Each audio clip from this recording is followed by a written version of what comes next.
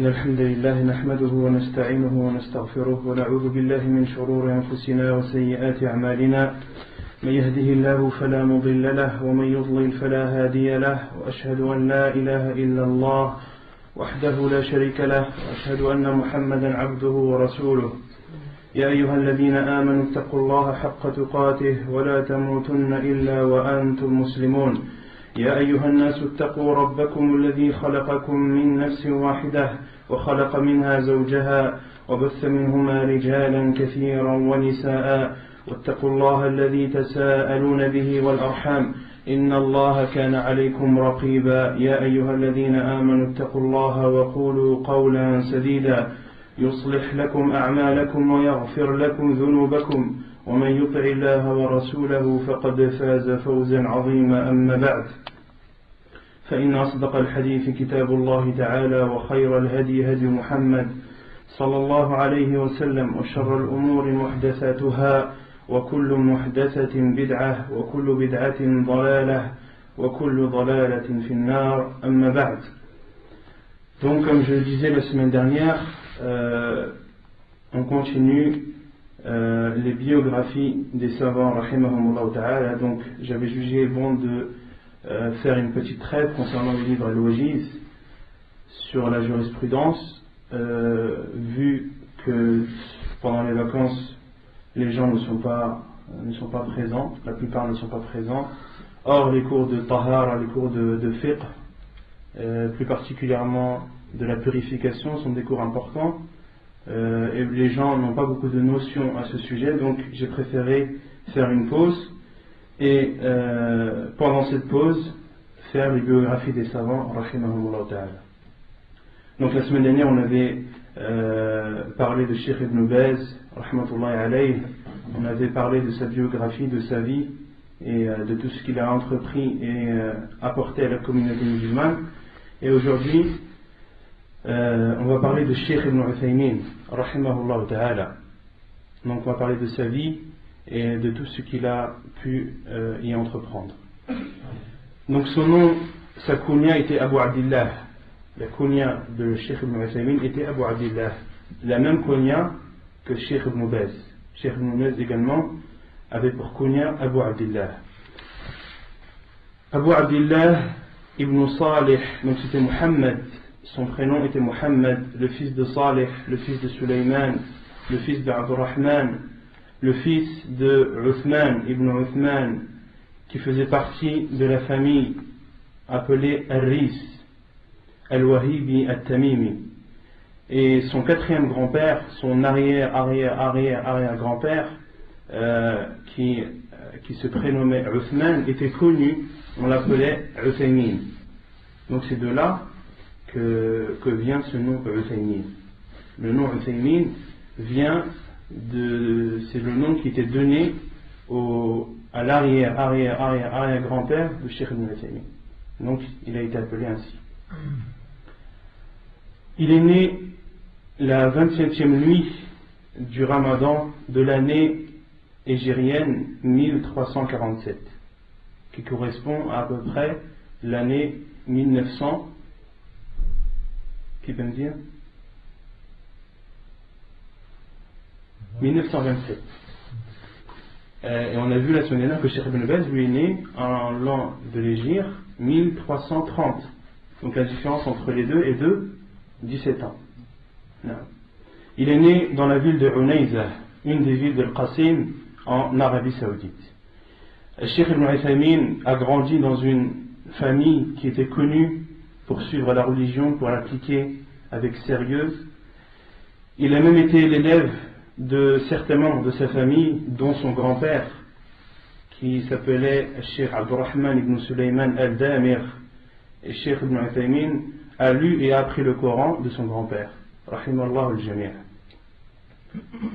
Et ensuite, après avoir appris le Coran, Cheikh Ibn Uthaymin s'est dirigé vers l'apprentissage de la science, en apprenant entre autres l'écriture, en apprenant à compter et d'autres sciences. Cheikh Ibn Uthaymin, rahmatullahi alayh, après avoir appris le Coran par cœur de son grand-père, ceci lorsqu'il était très jeune, Cheikh rapporte même sur lui-même et dit que avant même d'avoir atteint les 15 ans, Cheikh Ibn Uthaymin disait qu'il connaissait par cœur le Coran, qu'il connaissait par cœur Zad al-Mustaqni', qui est un livre dans la jurisprudence hanbalite, dans le fiqh hanbali. C'est un livre qui doit faire 150-200 pages, 150 pages à peu près. De même qu'il connaissait par cœur Alfiyat ibn Malik. Ce sont 1000 vers écrits par Ibn Malik dans la science, dans la grammaire arabe. Cheikh rahimahullah ta'ala était très sérieux et était enthousiaste dans l'apprentissage de la science, malgré les moyens minables entre guillemets qui étaient à leur disposition à l'époque. Cheikh Ibn Uthaymin dit qu'à l'époque il n'avait en sa possession que le livre Ar-Rawd al-Murabbi', qui est une explication du livre justement Zad al-Mustaqni'. Ar-Rawd al-Murabbi' est un livre qui explique Zad al-Mustaqni', toujours dans la jurisprudence hanbalite. Et Cheikh rahimahullah lisait de ce livre et il disait aussi qu'il était logé dans une chambre en terre cuite au-dessus d'une vacherie. Vous connaissez une vacherie? C'est des tables des vaches, là où les vaches sont déposées. Et Cheikh rahimahullah, c'était là-bas qu'il habitait dans sa jeunesse lorsqu'il apprenait la science. Et Cheikh rahimahullah ta'ala était connu depuis son petit jeune âge pour sa grande intelligence. Cheikh rahimahullah alayh était un cheikh doté d'une extrême intelligence. Il était très très intelligent, rahimahullah ta'ala. Et il s'efforçait de côtoyer les savants et de prendre d'eux la science. Et parmi eux, le Cheikh As-Sa'di, rahimahullah ta'ala, le mufti de Unayzah, celui qui a écrit le livre Taysir al-Karim Rahman, qui est le tafsir d'Ibn Sa'di, connu chez tout le monde par le tafsir d'Ibn Sa'di. C'est un exégèse du Coran que les savants conseillent aux débutants. C'est même le meilleur exégèse qui peut être conseillé aux débutants qui veulent apprendre le tafsir. Le premier livre qu'on leur conseille, c'est le tafsir d'Ibn Sa'di, rahimahullah, car c'est un tafsir qui est simple, concis et explicite. Et Cheikh Ibn Sa'di avait 2 élèves à qui il avait confié la tâche d'enseigner aux petits étudiants. Et parmi les petits, à cette époque, il y avait Cheikh Ibn Uthaymin. Cheikh Ibn Uthaymin, rahimahullah, a commencé à apprendre des élèves de Cheikh As-Sa'di, rahmatullahi alayh. Il a appris d'eux Mukhtasar al-Aqid al-Wasatiyya, le résumé de al-Aqid al-Wasatiyya du Cheikh lui-même, de Cheikh As-Sa'di, c'est lui qui l'a résumé. Il a appris aussi de ses élèves Minhaj al-Salikin, un livre aussi de Cheikh Abdurrahman al-Sa'di dans le fiqh, dans la jurisprudence. C'est un livre qui est connu, pas traduit en français encore. Pas traduit en français. C'est un livre, un résumé dans le fiqh que les savants utilisent beaucoup et expliquent. De même qu'il a appris d'eux Al-Ajrumiyyah, un livre dans la grammaire arabe, et Alfiyat ibn Malik, qui est, comme je vous ai dit, les 1000 vers dans la grammaire arabe. Et ensuite, Cheikh rahimahullah a voyagé à Riyad, à l'époque où Al-Ma'had al-Ilmi, le centre islamique des études islamiques, a ouvert là-bas. À sa 2e année après l'ouverture, Cheikh rahimahullah, après avoir demandé l'autorisation à son cheikh, est parti là-bas pour apprendre la science. Et Cheikh raconte que ce centre d'études islamiques était divisé en 2. Il y avait une section publique et une section privée. Et Cheikh rahimahullah, lui, était dans la section privée. Et parmi les choses qui étaient bien et qui étaient profitables à Cheikh dans ce centre d'études islamiques, c'est qu'il y avait possibilité de sauter une année, à condition d'apprendre et d'étudier cette année-là pendant les vacances. Donc le cheikh étudiait son année scolaire normale, et pendant les vacances, il étudiait l'année suivante, pendant les vacances. Et ensuite, à la rentrée, il passait un examen, Et si l'examen était réussi, le cheikh est passé à l'année d'après, directement. Donc ça lui permettait de gagner du temps. Le cheikh rahimahullah l'a dit lui-même. Et j'ai gagné beaucoup de temps en utilisant ce moyen. Car il sautait à chaque fois une année, tous les ans, tous les étés, il sautait une année. Et l'année qui suit, le cheikh rahimahullah l'étudiait pendant la période des vacances scolaires. Donc une période très courte. Ce qui nous prouve encore, et ce qui nous montre la grande intelligence de ce cheikh rahimahullah ta'ala. Parmi ses professeurs, comme je vous l'ai dit, le premier, celui qui est considéré comme son premier professeur, est Cheikh Abdurrahman al-Sa'di. Cheikh rahimahullah, Cheikh Ibn Uthaymin l'a énormément côtoyé, a beaucoup appris de lui. Il a appris de lui la science du tawhid, donc dans la foi, qui rentre dans le cadre de la foi musulmane. Il a appris aussi le tafsir, l'exégèse du Coran, l'explication du Coran. Il a appris de son cheikh également As-Sir al-Nabawiyya, la vie du prophète alayhi salam.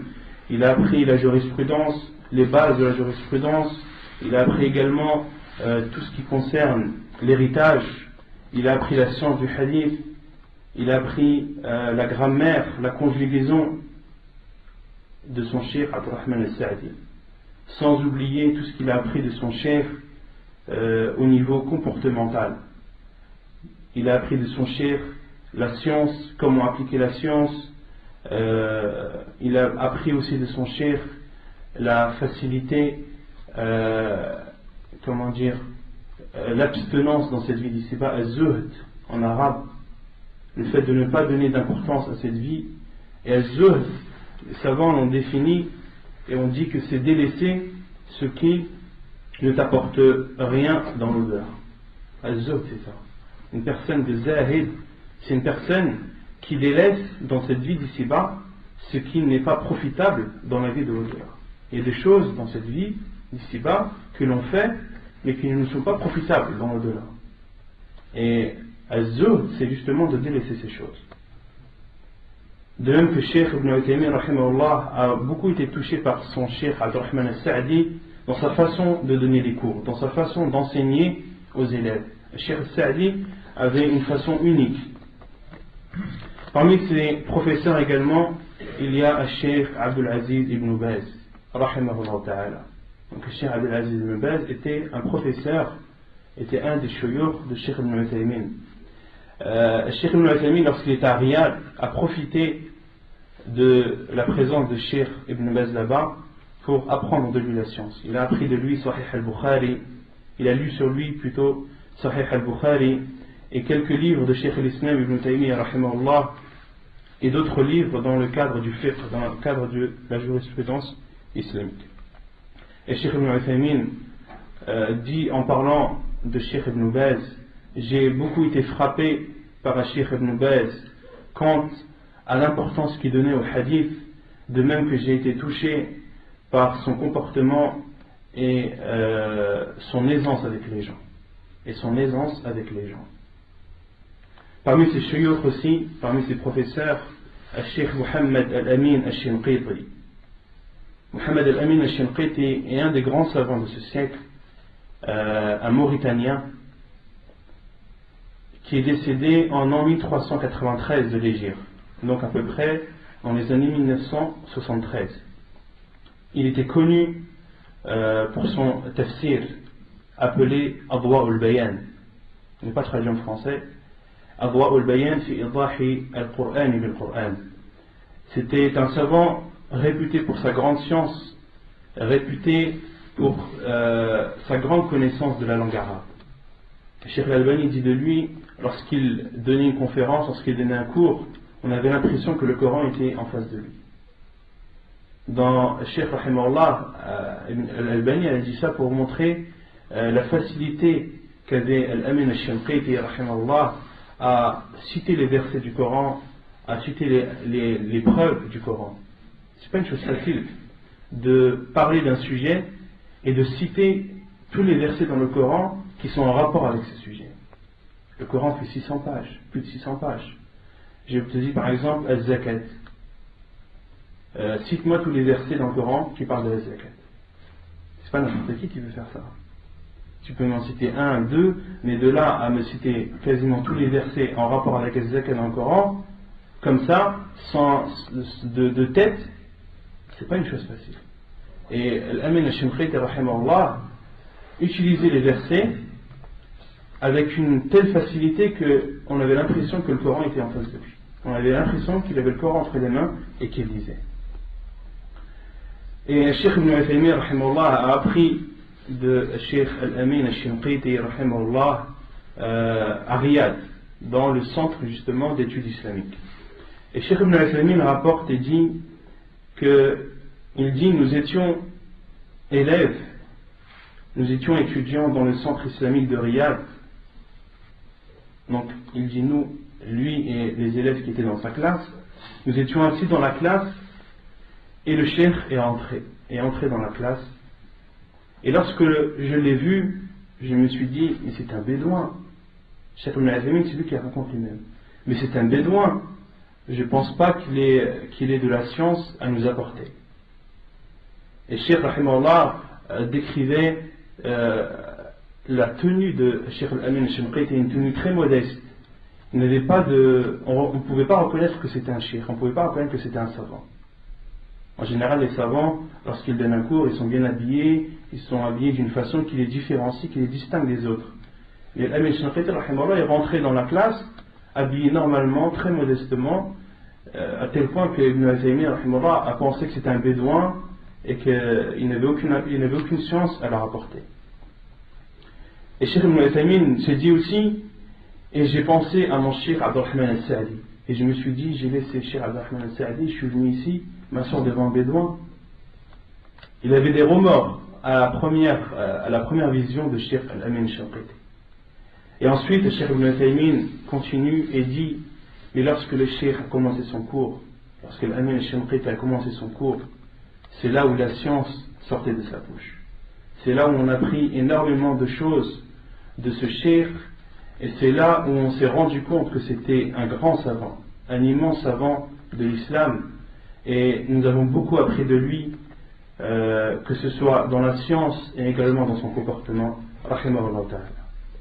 Parmi les shuyukh de Cheikh Ibn Uthaymin, il y a aussi Abdul Razzaq al-Afifi, rahimahullah ta'ala, qui lui était un des grands savants d'Arabie Saoudite. Il a appris de lui la science de la grammaire et al-balagha. Al-balagha, je ne sais pas comment traduire en français. La rhétorique.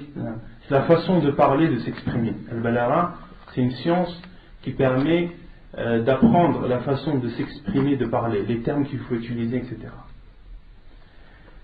Quant aux élèves de Cheikh Ibn Uthaymin, rahmatullahi alayh, il n'est pas possible de les énumérer. Ils sont trop nombreux pour pouvoir les énumérer. Parmi les dernières années de Cheikh où il a donné ses cours, à ces cours assistaient à peu près 500 élèves au cours de Cheikh, rahimahullah ta'ala. Parmi les travaux que Cheikh a fait, il a commencé à enseigner l'année 1370 de l'Hégire, donc à peu près à l'année 1950. Le Cheikh avait combien? Avec quel âge à cette époque? Il est né en 47 de l'Hégire.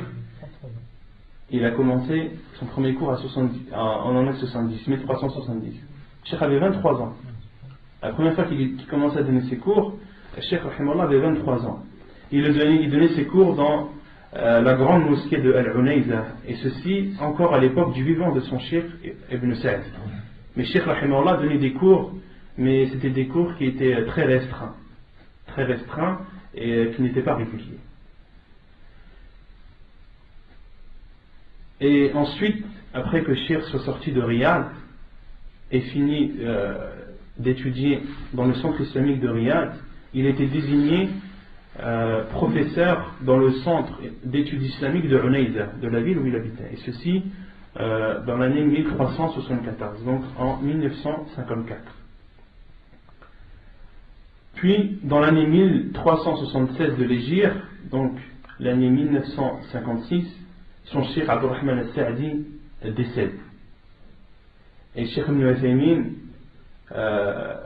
Donc Cheikh Abdurrahman al-Sa'di, lui est décédé, il avait 69 ans. Rahimahullah ta'ala. Il est décédé, il avait 69 ans.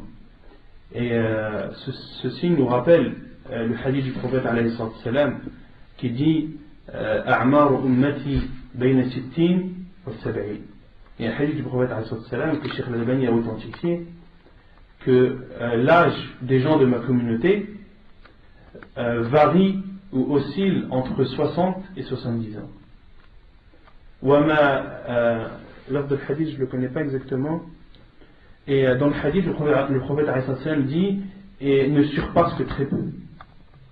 Ceux qui vivent plus de 70 ans sont très peu. C'est comme ça dans le hadith du prophète alayhi salam. Et parmi les annotations de Cheikh Al-Albani, lorsqu'il a fait une annotation sur ce hadith, il a dit et moi je fais partie de cette minorité. Cheikh Al-Albani fait partie de cette minorité. Il dit je fais partie de cette minorité. J'ai aujourd'hui 84 ans. J'ai aujourd'hui 84 ans. Donc, c'était seulement pour vous citer ce hadith, parce que je pense que beaucoup d'entre vous ne le connaissent pas. Le prophète alayhi salam dit l'âge des gens de ma communauté, et al-Ummah, ici dans ce hadith, il englobe quelle communauté? On avait vu les communautés qu'il y avait en islam. Il y en a deux, Ummat al-Da'wa ou Ummat al-Ijaba. Vous vous rappelez ou pas? Non.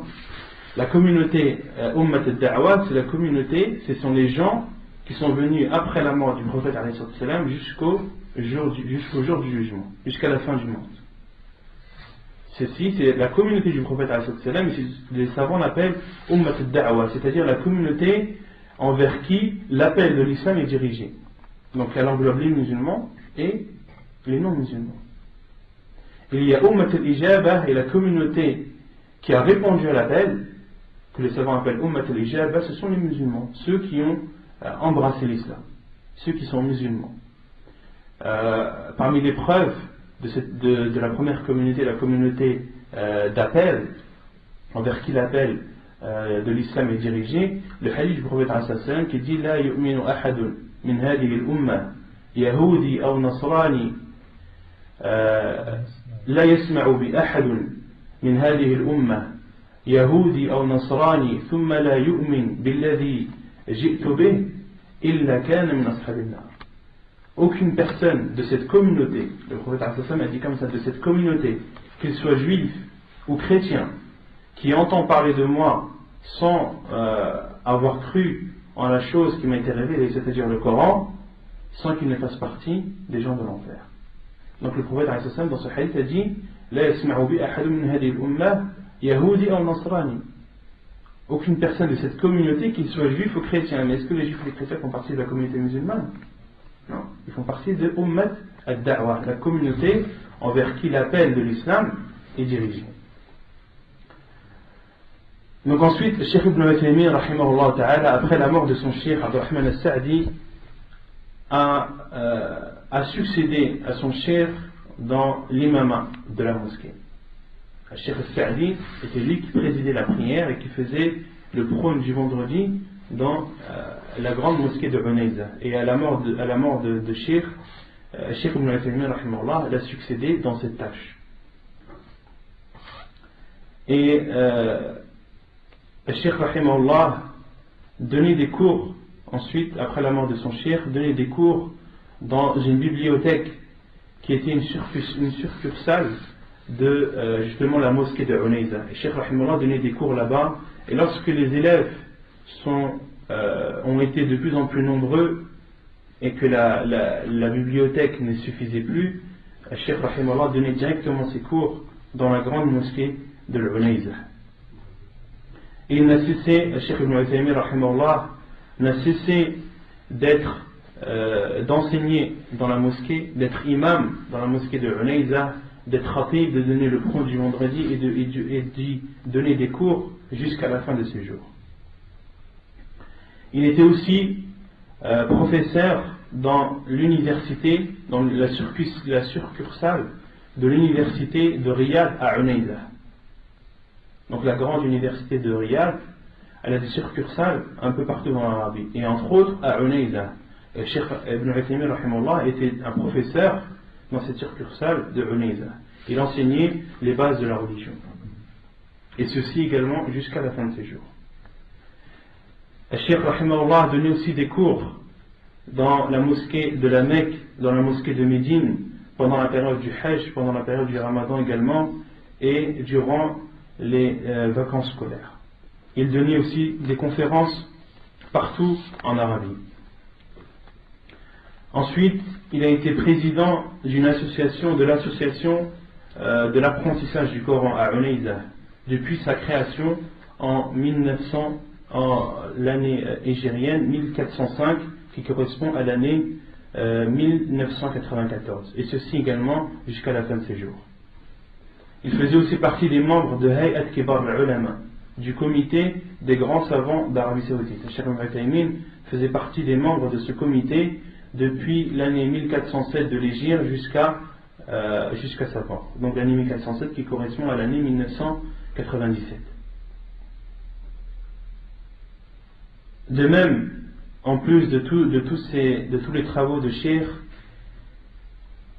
il avait une grande responsabilité et apportait son aide aux gens, que ce soit en subvenant à leurs besoins, jour et nuit, qu'ils soient à Unayza ou qu'ils soient en voyage, et de même que Cheikh rahimahullah répondait à leurs questions. Cheikh rahimahullah, comme je vous ai dit, donnait beaucoup de conférences partout en Arabie. Il en donnait à Riyad, à Jeddah, à Médine et dans d'autres villes de l'Arabie. Il ne se contentait pas uniquement de les donner dans les mosquées, mais Cheikh rahimahullah donnait aussi des cours, des conférences dans les casernes militaires.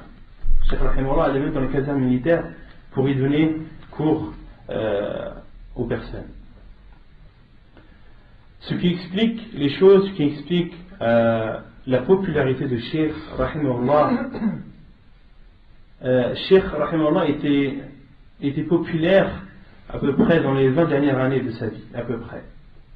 Un de ses élèves raconte qu'en 1402, c'est-à-dire en 1992, Cheikh rahimahullah n'avait qu'une dizaine d'élèves. N'avait qu'une dizaine d'élèves. Et c'est au fur et à mesure du temps que les élèves ont commencé, que le nombre des élèves a commencé à croître. Parmi les choses qui expliquent sa popularité, il y a tout d'abord sa sincérité dans l'apprentissage du ilm, rahimahullah ta'ala, et dans le fait qu'il enseignait beaucoup. Il enseignait beaucoup. Aussi, parmi ce qui explique sa popularité, c'est qu'il donnait des cours et des conférences à la Mecque, comme je vous ai dit, pendant le mois du Ramadan, où un grand nombre d'élèves se rassemblaient autour de lui. Parmi les choses qui expliquent aussi sa popularité, c'est la facilité qu'il avait à s'exprimer, et la facilité également qu'avaient les gens à comprendre ses paroles. Parmi les choses qui expliquent sa popularité également, c'est le bien fondé de son manhaj. Cheikh rahimahullah suivait le manhaj des salaf, suivait la voie des plus prédécesseurs. Parmi aussi les causes de sa popularité, c'est que Cheikh rahimahullah ta'ala ne suivait pas al-madhhab al-hanbali aveuglément. Cheikh rahimahullah, comme vous savez, le madhhab, le rite juridique qui est répandu en Arabie, c'est le rite hanbali, qui suit l'école de l'imam Ahmad ibn Hanbal rahimahullah. Et Cheikh rahimahullah suivait ce madhhab, mais lorsque la vérité lui apparaissait, lorsque le dalil était clair, lorsque le hadith était clair, Cheikh rahimahullah s'empressait de suivre le verset ou le Coran. Et lorsque la vérité lui apparaissait, il ne regardait plus le madhhab, il ne donnait plus d'importance au madhhab à ce sujet. Et à titre de remarque, concernant le fait de suivre un madhhab, les savants ont parlé sur ce sujet. La chose unanime que les savants condamnent, c'est de suivre un madhhab aveuglément. Al-ta'assub al-madhabi, les savants disent hada haram. de suivre un madhab bien particulier aveuglément, ceci est interdit en islam. Par contre, pour un jeune étudiant qui veut apprendre les sciences religieuses, de commencer à apprendre la science religieuse à travers un madhab, ceci est autorisé. Par exemple, au Maroc, supposons, une personne qui veut étudier la science religieuse, elle peut commencer par apprendre en utilisant ou via le rite malikite, selon le fiqh maliki, à condition que lorsque la vérité lui apparaît, il doit la suivre. Et ensuite, au fur et à mesure de son apprentissage, et au fur et à mesure où il va accroître, où sa science va accroître, cet élève pourra différencier le vrai du faux. Ensuite, et suivre la vérité là où elle lui apparaîtra. Mais au début, les savants disent qu'il est autorisé d'apprendre la religion au début en suivant un fiqh, en suivant une école parmi les quatre. Et Cheikh Ibn Uthaymin rahimahullah était connu pour ça, pour suivre la vérité lorsqu'elle lui apparaissait. Comme était connu auparavant avant lui son cheikh Abdurrahman al-Sa'di, était connu lui aussi pour ne pas suivre le rite hanbalite, à tel point que certains savants de Bouraïda, donc la ville qui est proche de Unayza, à peu près 25 km, reprochaient cela à Cheikh Abdurrahman al-Sa'di, lui reprochaient le fait que Cheikh Abdurrahman al-Sa'di ne suive pas le rite hanbalite. Et Cheikh Abdurrahman al-Sa'di, lui, suivait la vie de Cheikh l'Islam Ibn Taymiyyah et de Ibn al-Qayyim, de son élève Ibn al-Qayyim. Car les sujets qui sont traités par Cheikh l'Islam Ibn Taymiyyah et son élève Ibn al-Qayyim, les savants disent que les sujets traités par ces savants, ils ne laissent aucune ouverture à faire. Subhanallah. Cheikh l'Islam Ibn Taymiyyah, lorsqu'il étudie un sujet, lorsqu'il part dans un sujet, il explique quasiment toutes choses. Il ne laisse à celui qui vient après étudier ce sujet, il ne laisse aucun champ d'exploitation. Il ne peut plus rien exploiter de ce sujet. Cheikh l'Islam Ibn Taymiyyah a déjà tout exploité dedans. De même pour Ibn al-Qayyim, rahimahullah ta'ala. Et les savants de notre époque suivent beaucoup les avis et les tarjihat de Cheikh l'Islam Ibn Taymiyyah et de son élève Ibn al-Qayyim. Mais cela ne veut pas dire que Cheikh l'Islam Ibn Taymiyyah est une personne parfaite, qui ne fait pas d'erreur. Non. Il y a beaucoup de choses, beaucoup de points où Cheikh Ibn Taymiyyah diverge et est en désaccord avec Cheikh l'Islam Ibn Taymiyyah. Parmi ces choses-là, par exemple, Cheikh l'Islam Ibn Taymiyyah rahimahullah autorise à un homme de se marier avec 2 sœurs de lait.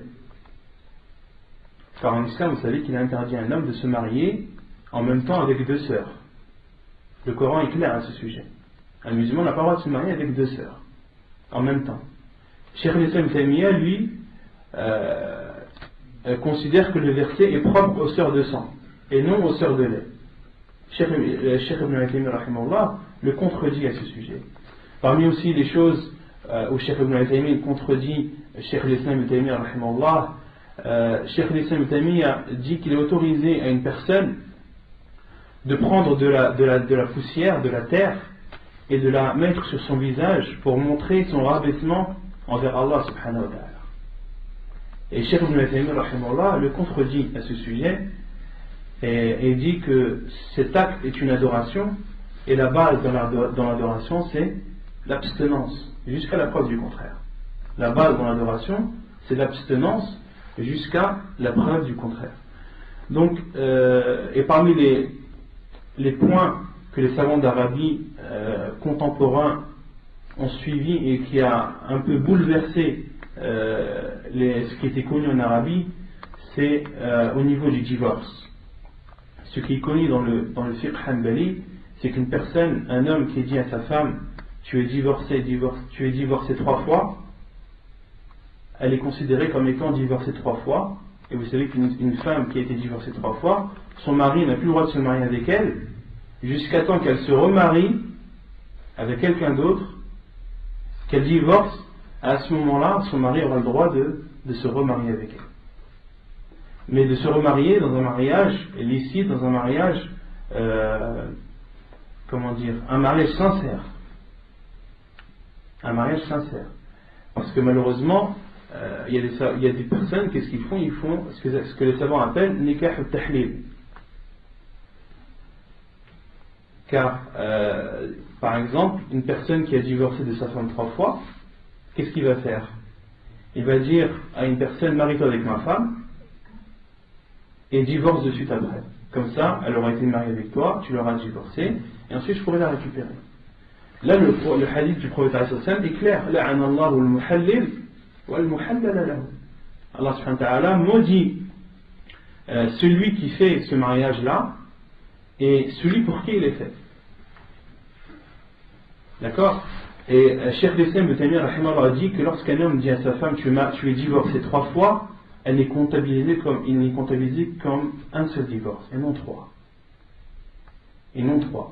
Et cet avis, Cheikh Ibn Baz l'a suivi, et Cheikh Ibn Uthaymin également l'a suivi, Cheikh Al-Albani à notre époque l'a suivi également, alors qu'auparavant en Arabie, il était connu qu'une personne qui dit à sa femme tu es divorcé 3 fois, elle était divorcée 3 fois. Et le premier qui était connu pour ça était Cheikh Ibn Baz. Le premier à être connu en Arabie pour suivre l'avis de Cheikh Ibn Taymiyyah à ce sujet est Cheikh Ibn Baz, d'où le fait que beaucoup de gens se sont dirigés vers Cheikh pour lui poser des questions sur le divorce, contrairement aux autres mashayikh.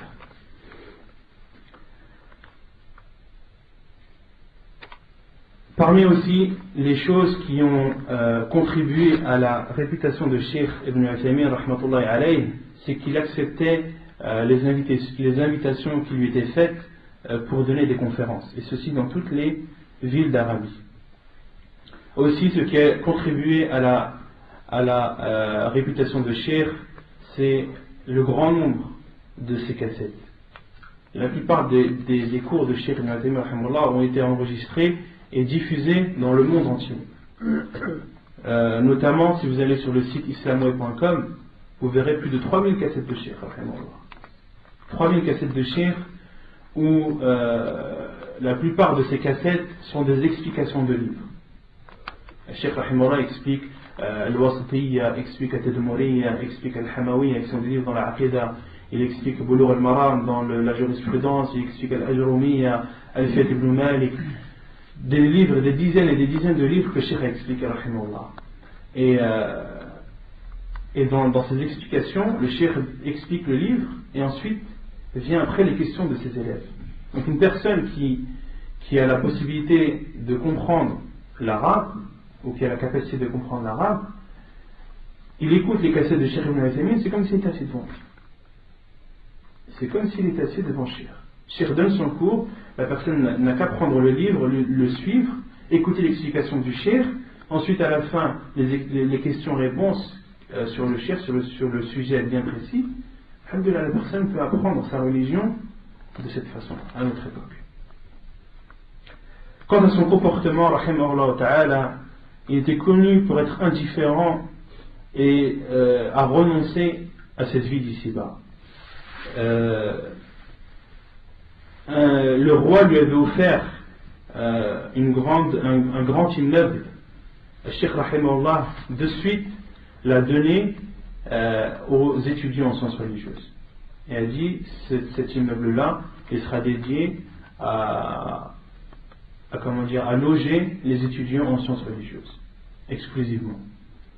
Le Cheikh rahimahullah ta'ala a longuement habité dans une maison en terre cuite. Et il n'en est sorti qu'après beaucoup d'efforts de la part de ses enfants. Le Cheikh rahimahullah est sorti de cette maison par pression de ses enfants, après pression de ses enfants. C'est les enfants qui lui ont dit: Cheikh, tu ne peux plus rester dans cette maison, il faut absolument que tu prennes une autre maison, un peu plus présentable et un peu plus solide, etc. Et moins modeste que cette maison intercuite. Et c'est après maintes efforts que Cheikh rahimahullah a cédé à la pression de ses enfants. De même que Cheikh rahimahullah était connu lorsqu'on lui donnait une grosse somme d'argent, sur le champ d'informer que cette somme allait être dédiée aux étudiants en sciences religieuses. Sur le champ. Et un de ses élèves qui était parti en visite aux États-Unis rapporte et raconte qu'avant son départ, Cheikh Rahimahullah l'a appelé et lui a dit: Oh Abdullah, il s'appelait Abdullah, l'élève, il n'y a que moi et toi et Allah qui nous voit. Je te donne cette somme qui fait partie de mon argent personnel. Et l'élève dit que c'était une somme très importante. Et Cheikh Rahimahullah a dit: je te donne cette somme, lorsque tu iras aux États-Unis, achète avec cette somme des livres, des masahif, achète des Corans et distribue-les dans les prisons américaines. Et distribue-les dans les prisons américaines.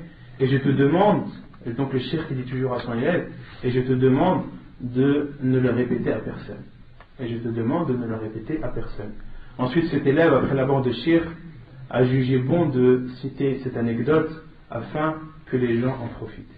Donc, Cheikh Rahimahullah aidait beaucoup les musulmans, il a rapporté beaucoup de son aide, mais Cheikh était connu pour faire cela en cachette. Cheikh faisait cela en cachette. Parmi aussi ses comportements, il était connu pour prendre soin de ses élèves. Il était pour eux comme un père.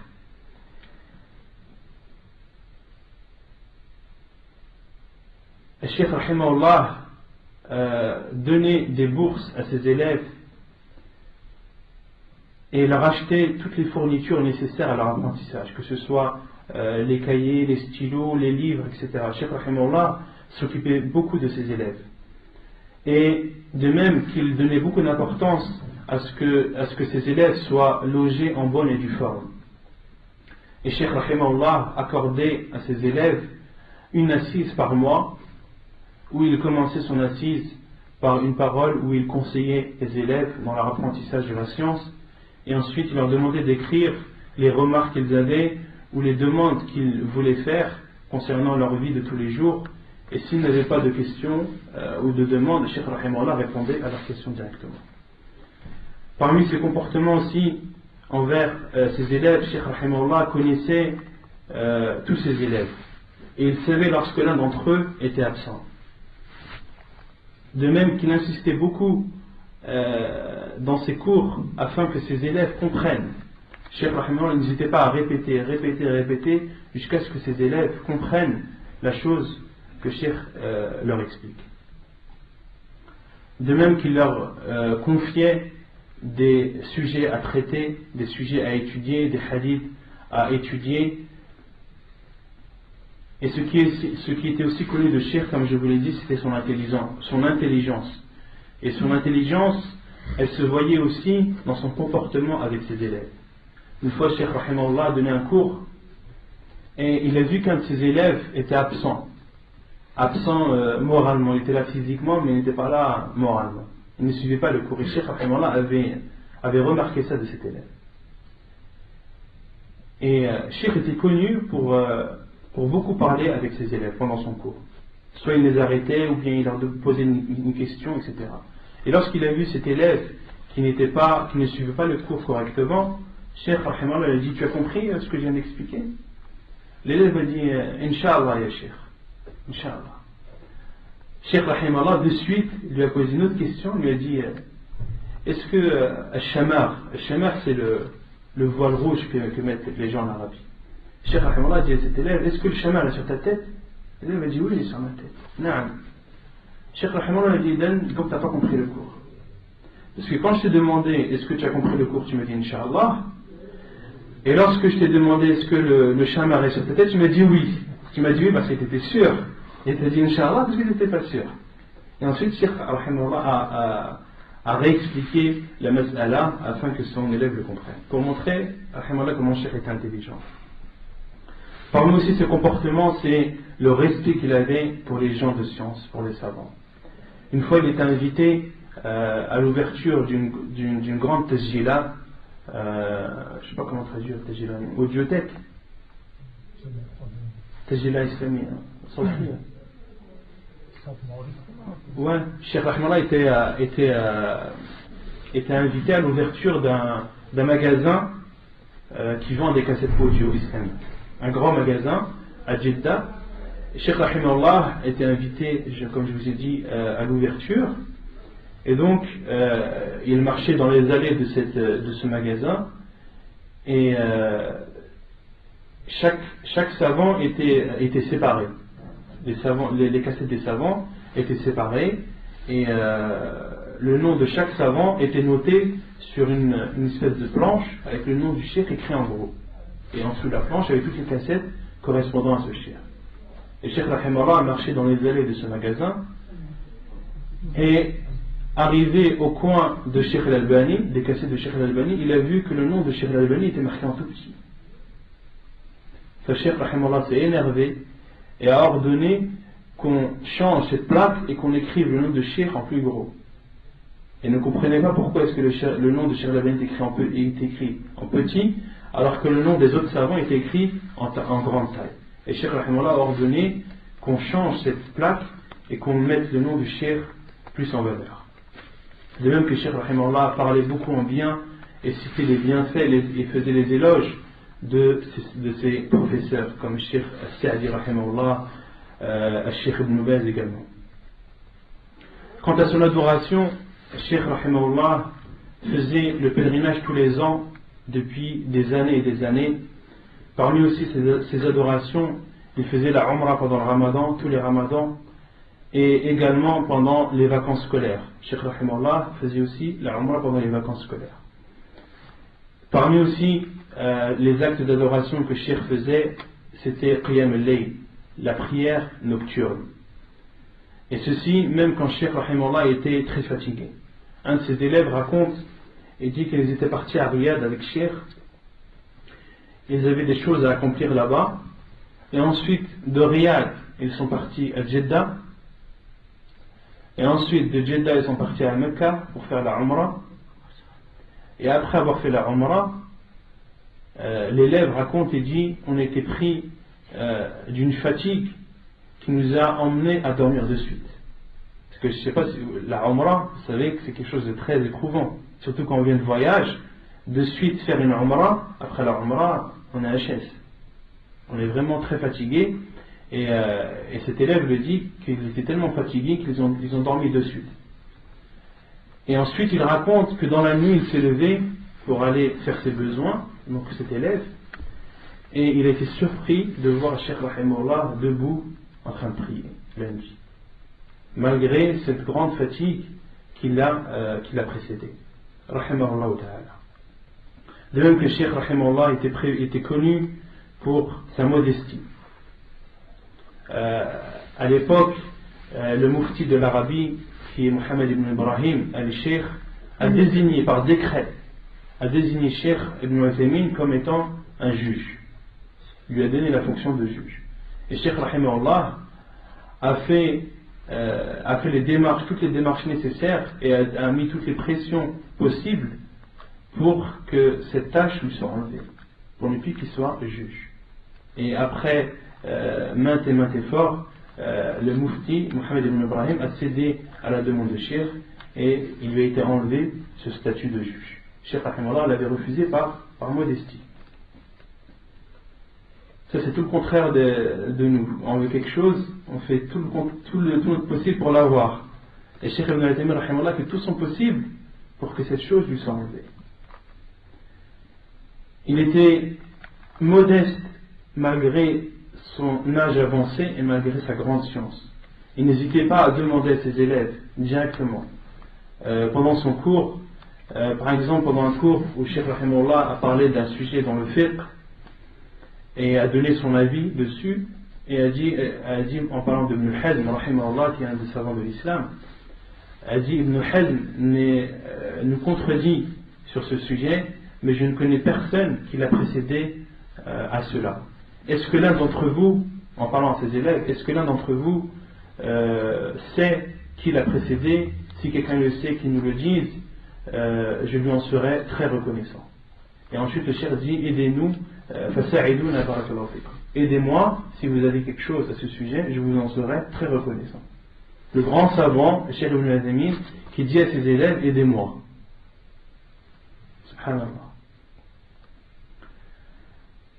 Le cheikh Rahimahullah, toujours comme je vous ai dit, quand on parle des savants, on parle de l'importance qu'ils donnaient au temps et comment ils préservaient leur temps. Cheikh Rahimahullah était un exemple dans la gestion du temps. Comme je vous ai dit, il était imam, il présidait la prière, il était professeur dans la mosquée, il donnait des cours dans la mosquée, il était professeur dans le Jami'a, dans l'université de Unayza, il donnait le discours du vendredi, il répondait aux questions des gens par téléphone, il répondait aux invitations des gens lorsqu'il y avait un mariage ou autre. Il assistait aux réunions à Riyad concernant le comité des grands savants. Comme je vous ai dit, c'était le membre des comités des grands savants d'Arabie Saoudite. Donc il faisait des réunions régulièrement à Riyad. Cheikh Rahimahullah y assistait. De même qu'il s'occupait du logement de ses élèves. De même qu'il les visitait. Il s'asseyait avec eux et discutait avec eux. Il donnait des conférences partout en Arabie. Il donnait des conférences à l'étranger par téléphone. Il répondait aux questions écrites qui lui étaient posées.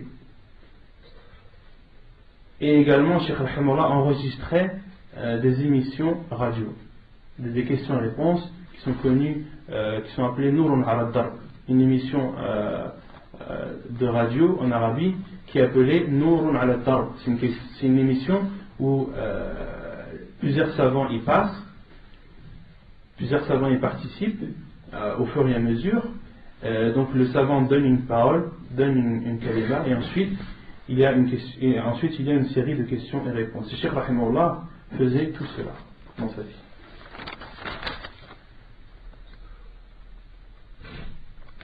Parmi aussi les choses qui montrent comment Cheikh Rahimahullah gérait son temps, par exemple, il l'acceptait, il autorisait qu'on lui pose des questions et qu'on lui lise des livres dans le trajet entre la mosquée et chez lui, donc lorsqu'il sortait de la mosquée pour aller chez lui, mais par contre, il interdisait toute question lorsqu'il sortait de chez lui et qu'il allait à la mosquée.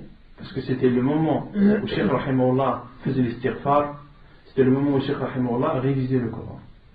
Donc lorsqu'il sortait de chez lui pour aller à la mosquée, il était impossible, Cheikh Rahimahullah refusait qu'on lui pose des questions ou qu'on lui lise des livres. Cheikh Rahimahullah plaisantait aussi, le prophète ﷺ plaisantait et nous disait que la vérité, il en est de même pour Cheikh Ibn Uthaymin rahmatullahi alayh. Parmi les fois où Cheikh Rahimahullah a plaisanté, une fois il est sorti de la mosquée de la Mecque et il avait des choses à faire dans un endroit un peu éloigné de la Mecque qui méritait d'y aller en voiture. On pouvait y aller qu'en voiture. C'était trop loin, on ne pouvait pas y aller à pied. Cheikh Rahimahullah arrête un taxi. Il monte dans le taxi et comme dans l'habitude des taxis, il commence à parler, à faire connaissance avec la personne. Le taxi lui dit Man al-Sheikh, parce que le Sheikh est habillé en qui est le Sheikh?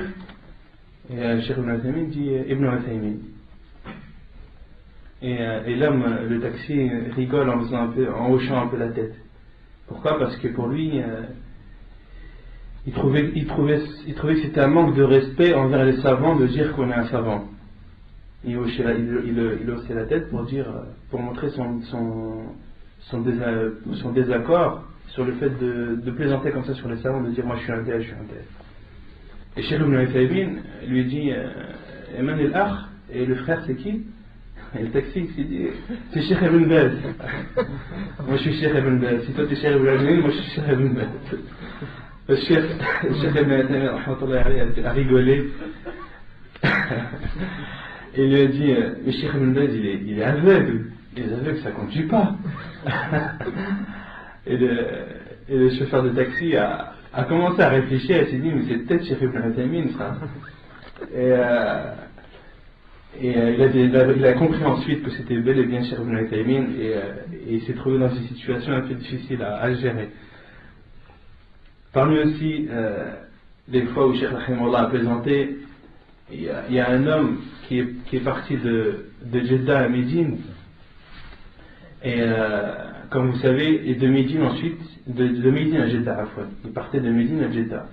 Et le miqat d'Ul Hulayfa, il est très proche de Médine, il est à peu près à une dizaine de kilomètres. Et en avion, c'est une période très courte après le décollage.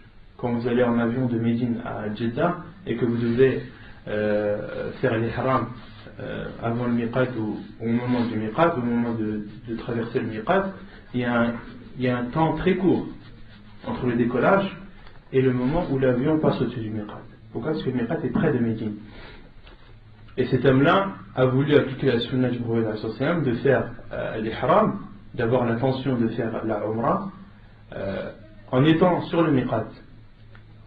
Et dans l'avion, dans les avions en Arabie, ils disent aux gens, attention, dans quelques instants, l'avion va passer au-dessus du miqat. Et cet homme attendait ce moment-là, et le sommeil l'a envahi. Il a été pris par le sommeil, et il ne s'est réveillé qu'un peu de temps après que l'avion est passé le miqat. Donc à son arrivée à Jeddah, à la Mecque, lorsque le Cheikh Al-Taymin, il a posé la question, il a dit: Cheikh, voilà ce qui m'est arrivé, j'ai voulu appliquer la sunna, j'avais une bonne intention, je voulais faire l'ihram au moment où l'avion passe au-dessus du miqat. Et Cheikh l'a d'abord conseillé, et ensuite cet homme a demandé à Cheikh: qu'est-ce que je dois faire? Quel est le jugement sur ce qui vient d'arriver? Le Cheikh a d'abord commencé par lui conseiller, lui dire que dans l'avion, il est autorisé de faire l'ihram avant le miqat, pour être sûr de le faire avant, parce qu'un avion, on n'est jamais sûr du moment exact où l'avion passe au-dessus du miqat. Donc il est autorisé de faire l'ihram peu de temps avant.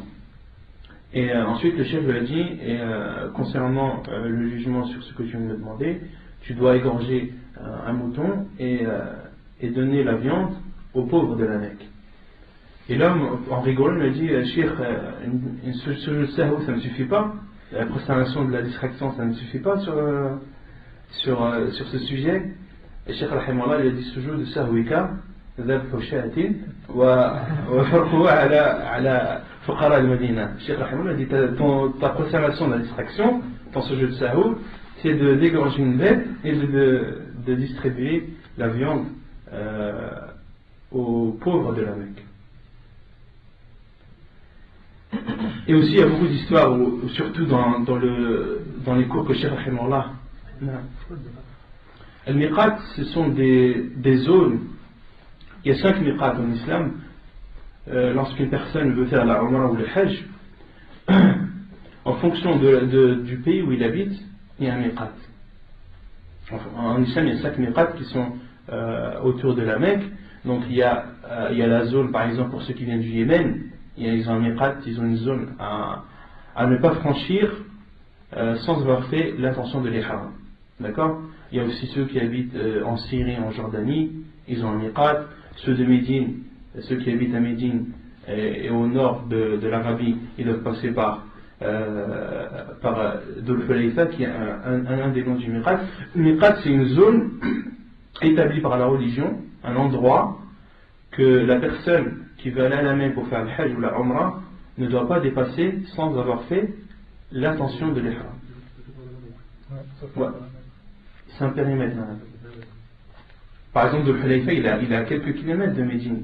Il est à plus de 430-440 kilomètres de la Mecque, Dhul Hulayfa. Donc ça dépend du pays où habite la personne. En fonction du pays où tu habites, en fonction de l'endroit où tu viens, tu as un miqat bien défini que tu ne dois pas dépasser sans avoir fait l'intention de l'ihram. Donc, comme je vous ai dit, il y a beaucoup de moments où Cheikh Rahimahullah a fait rire les gens à la Mecque, dans la mosquée, dans son cours, où il y a des hommes qui viennent, qui posent la question. Parce que Cheikh Rahimahullah, dans son cours qui est donné à la Mecque, c'est un cours où Cheikh Rahimahullah fait beaucoup participer les gens. Et je me souviens avec les frères, on ne voulait pas s'asseoir devant Cheikh, parce que Cheikh avait trop l'habitude de demander aux gens, quand il parle dans son cours, il donne son cours, et puis tout d'un coup il dit: un tel, lève-toi. Qu'est-ce que je viens de dire? Ou bien c'est quoi la dua qu'on vient de citer? Cheikh Rahimahullah faisait participer les gens qui étaient présents à son cours. Et beaucoup de frères ne voulaient pas être devant. Pour pas être victime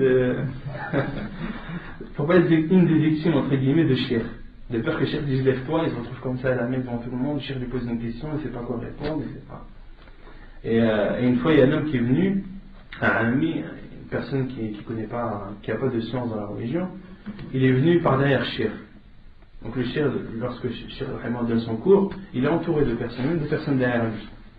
Et cet homme est venu de derrière et a voulu poser une question à Cheikh alors que Cheikh donnait son cours.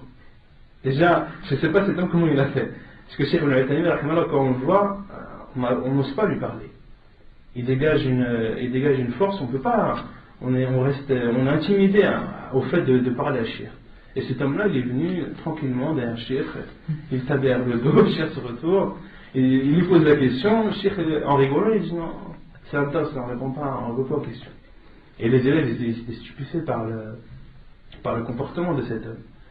Et l'homme il repose encore la question alors que Cheikh donne son cours. Ensuite Cheikh dit à ses élèves, est-ce que vous m'autorisez à ce que je réponde à cette personne, à cet homme? Les élèves ont dit oui bien sûr, et ensuite Cheikh a répondu à cet homme, a répondu à ces questions. Donc ça c'était sur les plaisanteries de Cheikh rahimahullah ta'ala. Parmi aussi les moments importants ou les moments émouvants de la vie de Cheikh rahimahullah, c'est le dernier cours qu'il a donné dans la Masjid al-Haram. Le dernier cours qu'il a donné dans la mosquée de la Mecque. Donc comme je vous ai dit, Cheikh donnait des cours à la mosquée de la Mecque pendant la période du Hajj et pendant la période du Ramadan. Et le dernier cours que Cheikh a donné, c'était la 30e nuit du Ramadan à la Mecque de l'année hégérienne 1421, donc l'année 2001. Et Cheikh rahimahullah, ce jour-là, donc c'était lorsque Cheikh rahimahullah était malade, dans la phase finale de sa maladie. Cheikh rahimahullah est décédé d'un cancer. Et ce jour-là, Cheikh rahimahullah était très fatigué le matin de ce jour. Et les médecins ont ordonné que l'on hospitalise Cheikh et qu'on l'emmène à Jeddah. Jeddah qui est éloigné de la Mecque d'à peu près 70 km. Et Cheikh rahimahullah a été hospitalisé et il est rentré dans les soins. Il a été sujet à des soins intensifs. Son état était très faible et son état a justifié des soins intensifs. Donc Cheikh rahimahullah a subi des soins intensifs pendant 4-5 heures à peu près. Et lorsqu'il s'est senti un peu mieux, qu'est-ce qu'il a dit à ses enfants? Il a dit, je veux aller à la Mecque donner mon cours ce soir à la mosquée.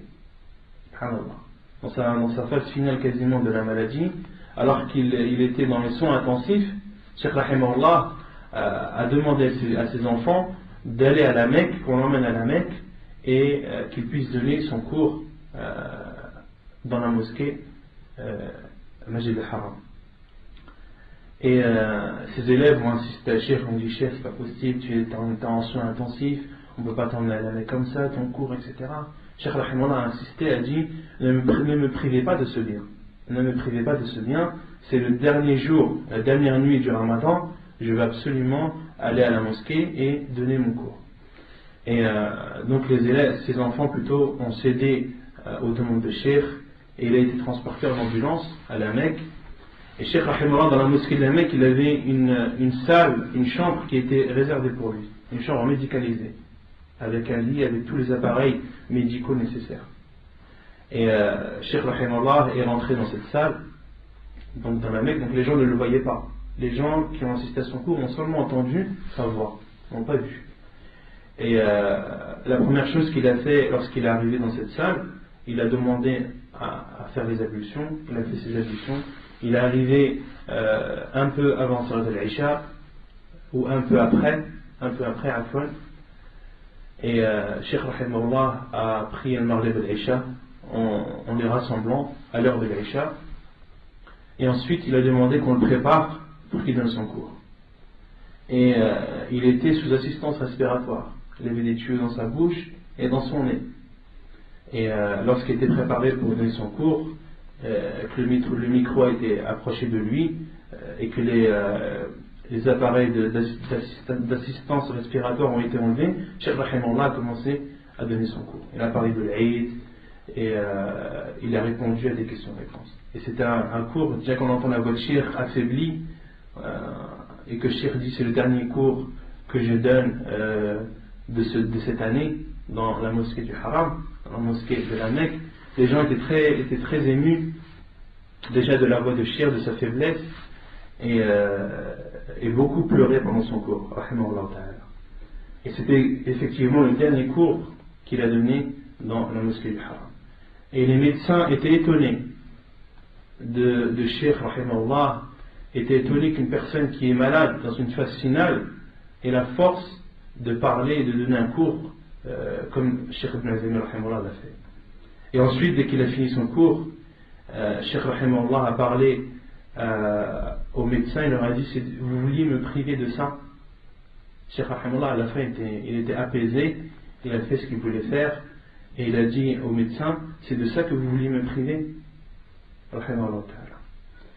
Parmi les dernières heures qu'il a vécues, ceux qui étaient présents à ses côtés ont dit que Cheikh rahimahullah parlait très peu. Il parlait très peu, mais faisait beaucoup alhamd. Il disait beaucoup alhamdulillah et l'istighfar aussi. Il demandait beaucoup le pardon à Allah subhanahu wa ta'ala. De même qu'il faisait beaucoup at-tayammum. Car dans son état, Cheikh rahimahullah ne pouvait faire que tayammum, mais il le faisait souvent. Et des personnes ont demandé à ses enfants pourquoi est-ce que Cheikh fait tayammum? Et ils lui ont répondu il fait tayammum parce qu'il fait tayammum avant de lire le Coran. Subhanallah, dans son état, Cheikh rahimahullah, déjà pour lire le Coran, les savants sont unanimes que de lire sans toucher le mushaf, il est autorisé même si la personne est en état d'impureté. On peut lire le Coran sans le toucher, même en état d'impureté. Et il est préférable dans tous les cas de lire le Coran en état de pureté, mais c'est préférable, c'est une sunna. Et Cheikh rahimahullah, dans son état, il ne délaissait pas cette sunna du prophète et avant de lire le Coran, ne serait-ce que le lire sans prendre le mushaf, Cheikh rahimahullah faisait ses ablutions avec tayammum et ensuite lisait le Coran. Et ceux qui étaient à ses côtés disent aussi que avant que Cheikh rahimahullah tombe dans le coma et meure quelques heures après, la dernière chose qu'il faisait c'était lire le Coran. Il lisait le Coran juste avant d'être tombé dans le coma.